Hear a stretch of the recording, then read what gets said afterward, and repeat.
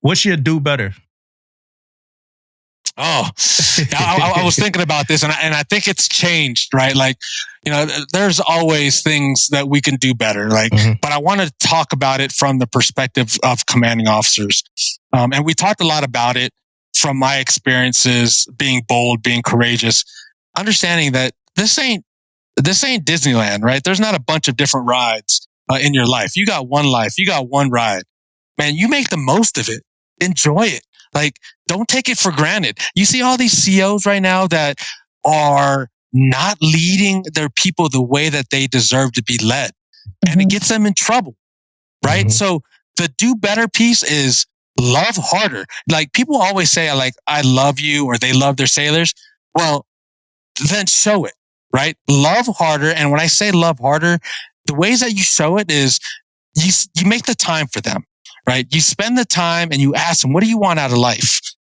You have conversations, you walk around the deck plates, you shake their hand and you remind them, hey, you remember you told me that you wanted this out of life? How closer are you to achieving that, right? You make the time. You listen to your sailors. There are way too many CEOs that think that they're too good to listen to, some undez fireman or undez seaman. Everybody should have a voice. If that's truly the culture that you want on board your ship, then listen to them, because they all have great ideas. All the things that we've done, it's all because of having, the voice of the sailors, like having them being heard. You have to recognize them. I talked about appreciate them more than you think, then double it. You have to be intentional about it. Like, sailors will work the ends of the earth for you as long as they know that they're cared about. And there are certain things that you could do as a leader, as a CEO, to recognize them and appreciate them, whether that's a fist bump, pat on the back, spot nam, bag of balls, you name it. There are different ways that you could recognize them. Do a better job of that. You got to serve them, right? One of the things that I have a problem with as leaders progress through the ranks, they accumulate all of this authority and all this power. And they think once they reach the pinnacle command, that power is theirs, right? It's theirs, to command folks. That power is not for you. That power and that authority that has been given to you, that you've earned, is so that you can give back to your sailors, serve them, right? It's a partnership. Give them what they need so that they can give you all of them when the time comes, right? If you really, when the bubble drops and you need their very best, guess what?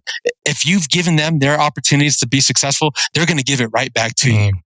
And the last thing is, if you truly want to love your sailors and you want to love them harder than ever before, then you got to uplift them, right? I grew up playing a game called King of the Hill, right? Where the goal of that game was, make your way to the top of the hill by pushing everybody down so that you're that sole man on that mountain.